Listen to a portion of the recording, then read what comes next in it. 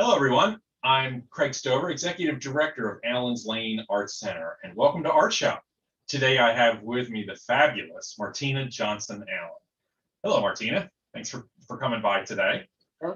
Before I begin, I would just want to thank everybody for not only tuning in today, but for those people who have made donations towards the center, especially in these tough times of COVID.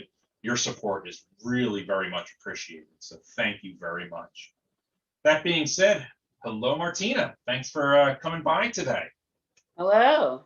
Hi. It was great to see you. I haven't seen you in years. We had a show of yours at Allen's Lane probably about 2011, 2012 or so, and I was fascinated by your work then. And so I'm thrilled to be catching up with you today. Yes, thank you. So I'd like to start where I always start, which is, can you tell me how your life in the arts began? Yes, well, I think it began at the beginning, from the cradle. From the cradle? We're not doing art. Oh, yeah? My parents always had lots of materials around for me to work with. My dad was a computer programmer. And back in the day when the computers were big as a refrigerator, they had these long sheets of paper with holes on the side. And when they discarded those papers, he would bring some home. So I had always had papers to draw on. And I always had crayons and paints and just always something to do. And your mother was? Materials. And my mom worked in the garment industry. So she would bring home her discarded garments and I would sew. Do you still have any of that work from when you were a kid? I don't think so. It's funny how things disappear when you were a kid. Yeah. Things just disappear. So I don't have any of my original works. Yeah. I had some people when I was maybe in some drawings from high school. Maybe I still have. Yes. So your life. So you come from an artistic household. Yes. But then you went to school for what? For elementary education. I wanted to teach. Okay. But you also did some undergrad work too, right? Or graduate work.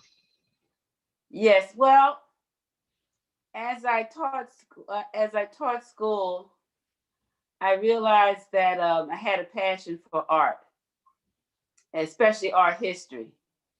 And unfortunately, when I was in college, they didn't have a lot of, they didn't talk about Black artists at all. Mm-hmm. So I didn't get angry about it. I just went to the Free Public Library in Philadelphia, the main branch, and I spent days in the art department doing my own research. And then I went to rare bookstores to buy books on the Black artists. And now with Amazon and all the other online book distributors, I was able to create my own library and educate myself. Nice. So do you still have your own library in your house? Yes, I do. I have more books than I need. Well, we always have so many. Never more than you need. I have really educated myself so far as the art trends in the United States and the world. Oh, and I try to fit myself in, of course. Yeah. Well, I think your work fits in extremely well. In fact, I think it's a leader in the field, actually. I really respond very well to your work. So you went to school, you had this career as a teacher. Yes. Did you always have a studio in your home? Did you ever have an outside studio? I always had a studio in my home, and I always enrolled in one of the schools in the city because they had the greatest art studios and the greatest facilities. For instance, I started off as a printmaker, and with printmaking, you just can't set up anywhere. Right.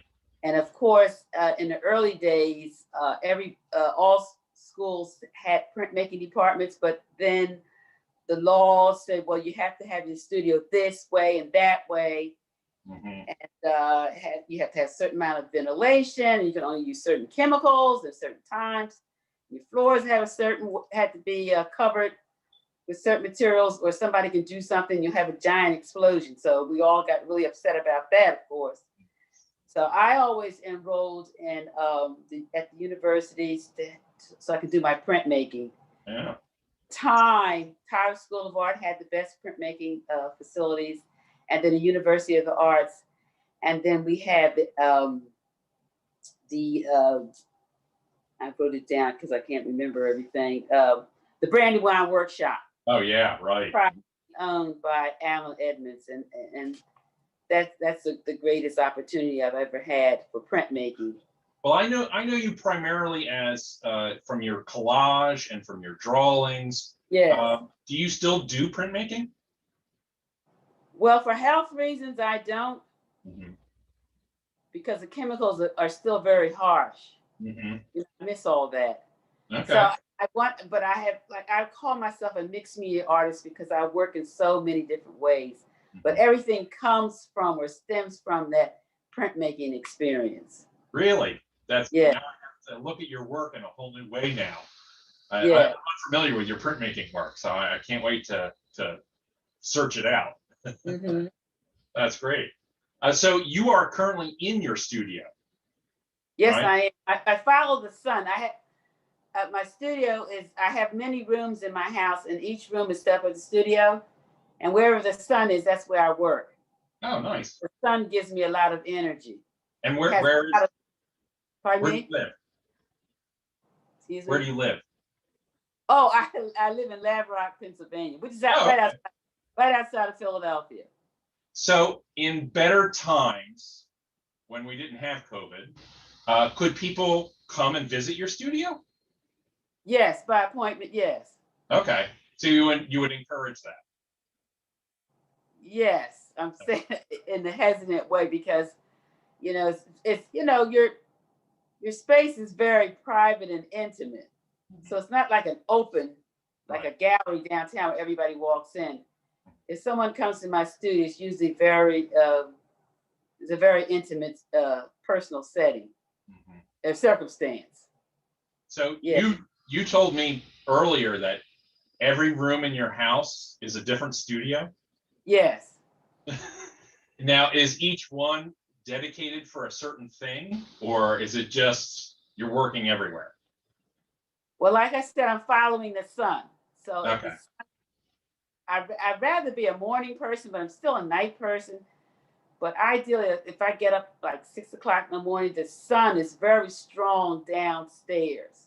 So I'd like to be in that area. Like right now, on the second layer of my house, in this room, this is where there's a lot of sun.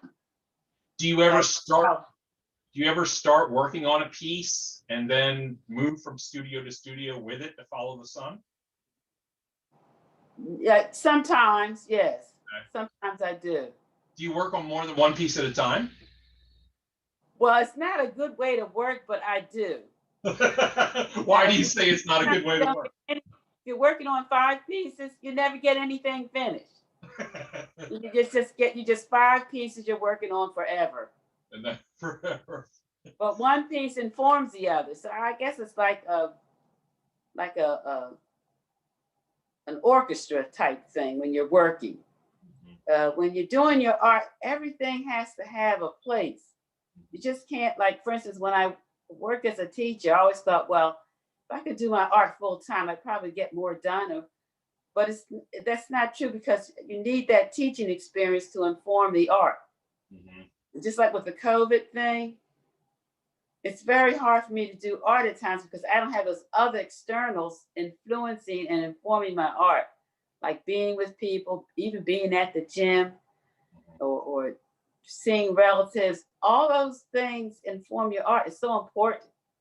Like we have the time because of the isolation, but you don't have the stimulation. So it's like a long equation. You need everything. So tell me a little bit about, I guess, pre-COVID times. I'm curious about your inspiration. What I've found is that artists that I talk to tend to be into one of 2 categories when it comes to inspiration. There are the kind of artists that need to work, and they know how to start a work, and it's through developing it that they get inspired, and and the work sort of continues. But then there's another kind of artist that I've met that they might need to like take a walk or something, and then boom, the inspiration hits them like a lightning bolt. Yeah. Which way would you say you're more towards? I think I'm a little bit of both. Really? But Okay. like you said, take a walk or do something specific, or sometimes just dreaming about something or seeing something, Mm-hmm. seeing a color or bird out the window doing something. Mm-hmm. It all comes together. So your inspiration comes from a wide variety of things, from life, I would assume. Yes. And some things I want to fit in purposefully, like my travels to Ethiopia. I'm very interested in Ethiopia, the language, the art, the people, and everything. And I want to put that into all my work. Mm-hmm. But sometimes it doesn't translate that way. Mm-hmm. But that experience is there. But I wanted to do something and say, oh, and have somebody look at it and say, oh, that looks Ethiopian. But it doesn't. Mm-hmm. You know what I mean? Or someone will say, oh, I don't see people also, I don't see the African influence or the Indian influence in your work.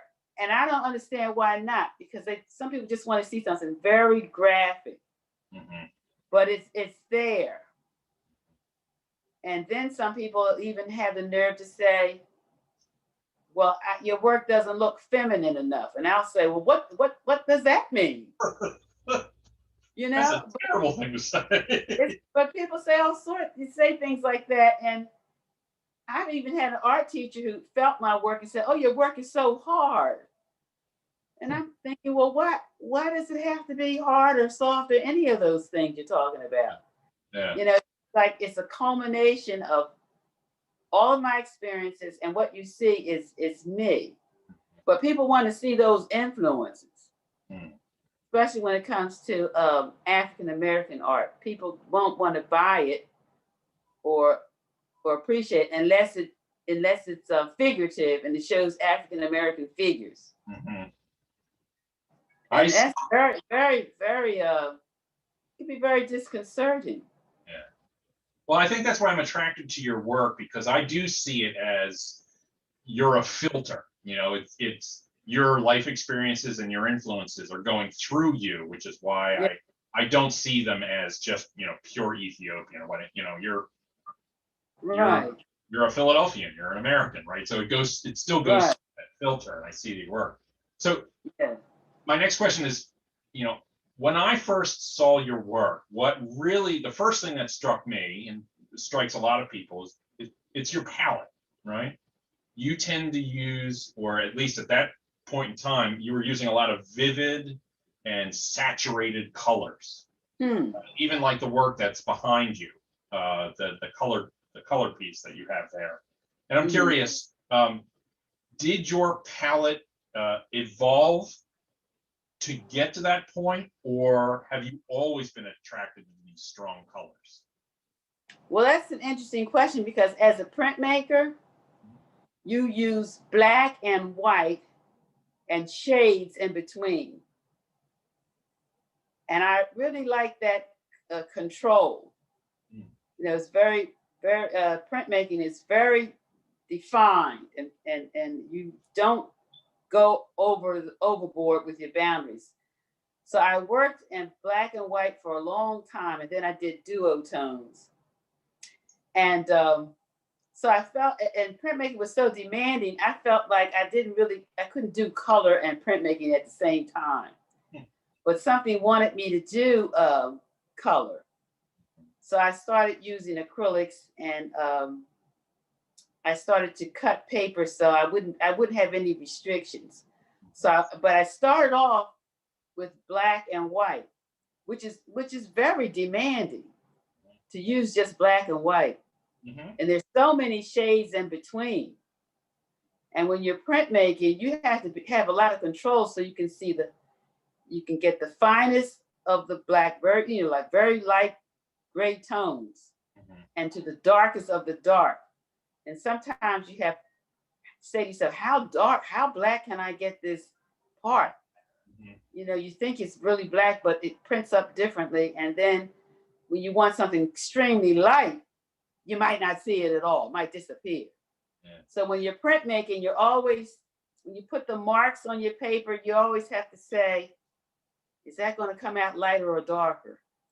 You know, because what you see on your stone or on your plate isn't necessarily what you're going to get. So it's a very intense operation. And plus you, at one point you involve other artists like the printers or other artists in the studio who have to help you with the process, because if you don't do things in a timely fashion, you may end up with nothing. Right. That's words of wisdom. Like your image will turn completely black or disappear altogether. Yeah. So the collage works that I know primarily of yours. Yes. When you first started making those, were they also in black and whites? No, I had made a tremendous shift. Okay. You know, I took a dive. I said, okay, I want to do color. So I left printmaking, and then I just used colors all over the place. No rules. Yeah. Just do it. Yes. Does the color palette does some of that come from your studies of, say, Ethiopian art or historical art, or do you? Yeah, it was historical because I first really liked the work of Matisse and how he used just color, no tones or anything or dimensions. It's just color, and I appreciated that. And at the same time, I was still looking at Charles White, who just did just pencil drawings so beautifully. So I wanted to put those two together. But I didn't want any rules when it came to color. And eventually, after I calmed down, I did do some, work, looked at the color wheel. I think I put the color wheel on my desk. I never paid attention to the color wheel, but I started like recently trying to understand the color wheel or use the rules. Well, it sounds like I need to get you back to printmaking somehow. I'd love to hear. I'm still working on one thing about printmaking is after you struggle with your image, you can get 1,000 copies of it. Yeah. But we should use the word copies when we're talking about printmaking, because they're not copies. An edition. And each one is slightly different from the other. But with technology, we get prints and copies and all those terms mixed up, and it does terrible injustice to the printmaking process. Yeah, I can believe that. I have some prints here I'd like to show. Sure. Okay, now these two are from a bigger print that I did at the Brandywine workshop. Oh, nice. But I cut them and collaged them. Okay. And one has complete color, and one here, as you see, has controlled color. I just used the brown duotones. When were you making those at Brandywine? When did I make them at Brandywine? Oh my goodness. I made the complete print maybe about 10 years ago, but see all the way back here? I cut them all up. Oh, those were all prints. Yeah, it was one big let's say 30 by 34 print. But since I had a stack of them, I could go through each stack and redo them. And that's the marvelous thing about printmaking. See this image here? Shows up here too, but with a different configuration. Very nice. So you reinvented. This one I went wild with color, and this one a little control. I just used the brown duotones. And in this one, hardly any change at all, just reconfiguration. So with prints, they're really wonderful. It's a wonderful medium. Yeah. Well, I can't wait till COVID So is much, over. I'm dying to see that piece in you real know. life, one behind you. I gotta come. Oh, these pieces. Yeah. Yes, this is, how many do I have? I have, let's see, 5 times 9, 45. I have 45 pieces. Each one's different. Wow. But So I have never exhibited those because when they were finished, then COVID set in and I didn't have time. I couldn't make the connection anymore. so even though you have 45 pieces behind you, Yes, they all sort of stem from the same print. print itself. Yes, And I did so 100. so I'm curious about like the theme of not only that print, but is there a way that you could sort of talk about, is there like an overall theme to your work that you would be able to identify? I know you Yeah. have lots of multiples, but what if somebody were to ask you, what's the theme of your work? What would you say? It's about, first of all, it's a very feminist piece. They're all women here. Mm. But they're different stages of development. They go in and out of existence. Mm. And for the moment, I've forgotten the name of the piece. Oh, that's terrible. But it describes women in all kinds of faces. Mm-hmm. Because each woman here has a different face. And you wear different things, and you're different, and you're in different places, and you create your own environment. So that's essentially what this piece is about. So would you say that the majority of your work is about people? And space. For instance, this piece right here, Mm-hmm. I did a collection of boxes. Mm-hmm. The thing is, all the boxes are the same size and the same depth. Mm-hmm. But I use different techniques to make some pieces look deeper or more shallow than the others. So it's about spatial relationships. I like that. And we always talk about, what we would save if we had to evacuate suddenly. That's always a big topic. Right. And so that's what I'm thinking of. Or what would you fill your space with to define yourself?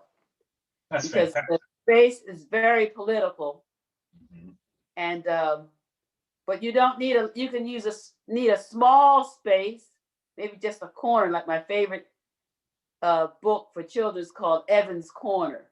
Mm. It's about a little boy who lived in a small apartment and he wanted a bigger space, but his mother said, you can have a corner Mm-hmm. of this room. And he filled that corner with all his things. Mm-hmm. And he became happy. And I think that's a good lesson for life. Like, you don't have to have the world. Right. But some of our political leaders want to take charge of the world. But most of us just want a little space, and we can create that space, like in Evan's Corner. Just put your stuff in it that symbolize you, and honor that space. His mother honored his space. Like, he had a little corner, but no one else was allowed in it, and he put only his things in it. Yes. So speaking of mothers, I can't help but think when you mentioned earlier that your mother worked at a fabric store. Is that what you said? Yes. Well, Philadelphia used to be a fabrics, what do you call it? Industry. Downtown, the stores were. It was a fabric district. Yeah. That's right. Yeah. So I made things. They didn't just sell fabric. They, made. Well, in this country years ago, things were made here. What? The reason I asked, in the garment district where they actually made clothes. I think the company was called Cabana Beachwear. The piece that you just showed us looks like it's made out of fabrics. Oh, this piece? Yeah. Is that a stretch? No, it's not. But this piece here is a mask. This is I took the face away. I want to do the face over again. Okay. But this is made out of all fabric. Okay. See that? And these little pouches, you see these pouches? Mm-hmm. I was inspired by the Mkisi in one of the countries in Central Africa. They did their power symbols made out of sacks, little sacks. Mm-hmm. But I did that before I found out about that culture. Really? Oh, cultural connection that's inward. Nice connection. In the Congo, that's how they did their artwork, using a lot of little pouches and sacks. So I have seen some of the things that you've shown me. I've seen them before, but I'm curious, what are you currently working on? What am I currently working on? I'm working on so many things. Well, I'm working on the collection back here. Okay. And I've done several things. I've had the wall collections. I have a book, and then I'm doing my color prints. Okay. And I'm also working on my books. I always loved making books, even when I was a little girl. I didn't know that was a book. Yes, well, books are redefined. They don't have to have pages, just have to have the structure. And I have these little designs, call these feathers. Has COVID changed your working at all, or were all these things for you working on before COVID hit? I think COVID gave me extra time, so there's things I'm revisiting. Like I've been working on this book for years, and I took it apart and made 2 more books from it. So COVID's given me time to re-examine things, because as artists, we just have to keep going, and we'll look at something and want to change it and tell ourselves we don't have time. But I like being able to revisit artwork. I think that's great to be able to revisit. Because it's really never finished. Like if you have a time schedule like an art show to do, you may have to just say, oh, let me do this so it could be hung up. But that's a terrible thing to do, to finish something so it could be put on display. It's like, you're not doing the art any justice. I'd rather art to be completely finished and then have an offer for it to be on display. Sounds to me like you've got buckets of ideas for future works. Yes, I do. And I worry, since I'm getting older, it's getting scary. Like, oh my gosh, how much time do I have left? And I talk to other artists and they feel the same way. Like they look at the materials and say, oh my gosh, what's going to happen to my materials when I pass away? Somebody's just going to say, what is, let's get rid of this, or what? Oh, it's just a scary feeling. Is there any one big project that you haven't done but would love the chance to do, like a giant series or big paintings or even smaller? Is there anything that you haven't been able to accomplish yet? Yeah, I'd like to do a huge group exhibition with other artists. I really like working with other artists under a theme. Now, I've done that in the past. I did a theme, some healing sacks.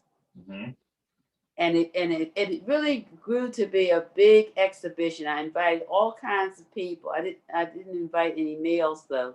It's a female exhibition. But next time I'll invite males to participate. But it was the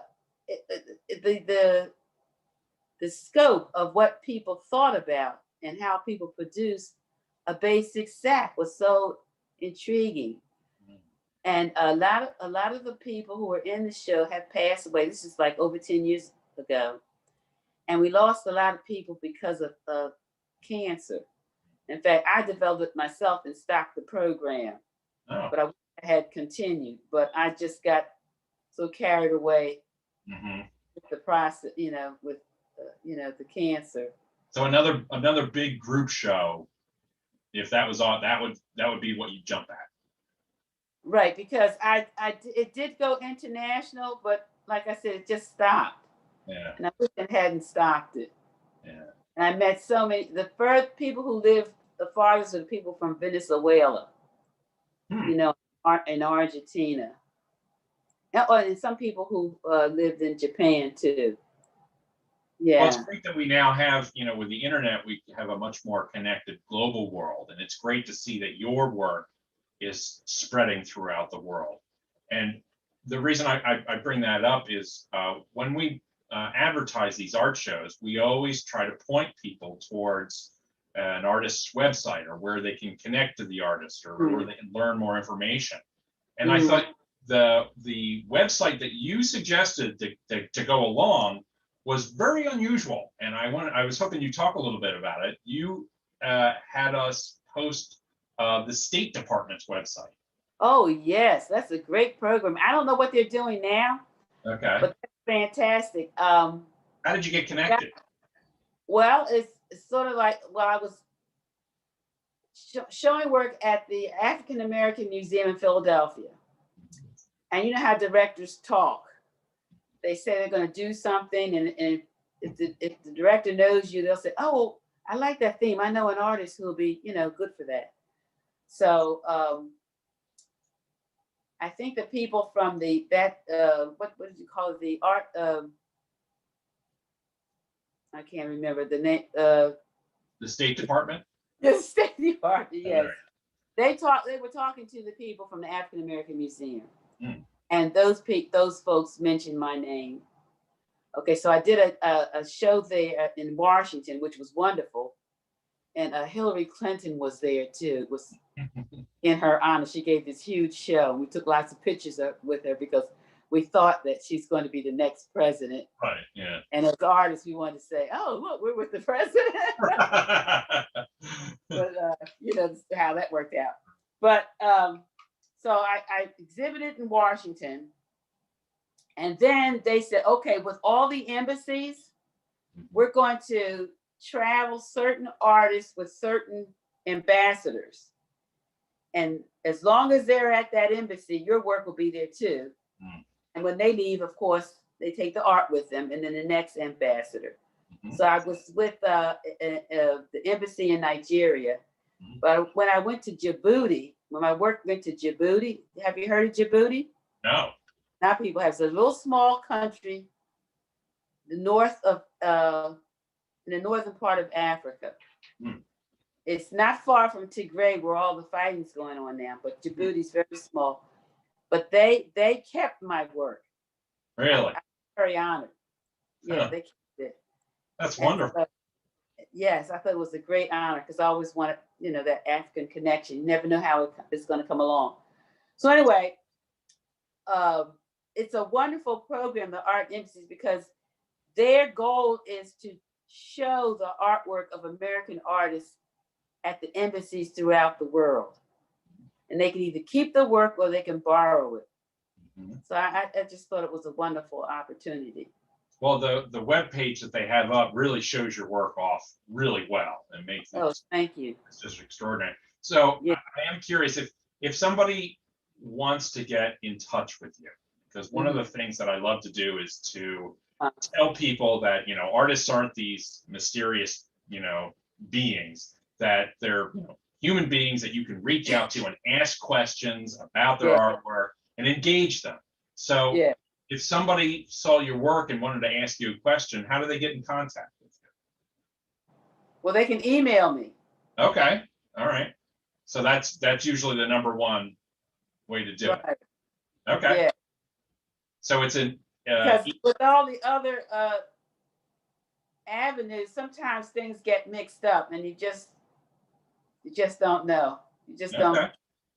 You just things get mixed up. So I think the best way is to email me. Okay. Well, I want to encourage people to do that, and if possible, I would love to figure out a way to get a photograph of those pieces behind you. I'm totally mesmerized by them. Oh, I have a lot of photographs of those pieces behind me. Let's talk afterwards, because I want to see if we can get them up on social media or do something to share them with a larger group. So I would be honored. Thank you so much. Well, believe it or not, our time has whizzed by. I want to I want to thank you Oh, again thank for you. coming by. Maybe we can, squeak out a part 2 later on. Yes. Well, But I'm sorry for interrupting. I want to thank the Allens Lane Art Center for inviting me to do this interview. I really appreciate it. well, it's a pleasure talking to you. I mean, I think we have a few other things to talk about, especially about printmaking that I want to catch up with you about. But again, I also want to thank all of our viewers for coming by and checking out this interview. And again, to all those who have made donations to Allens Lane Art Center, your support is desperately welcomed and needed. Thank you very much. And we hope to see you again at another episode of ArtShow. Thank you. Thank you.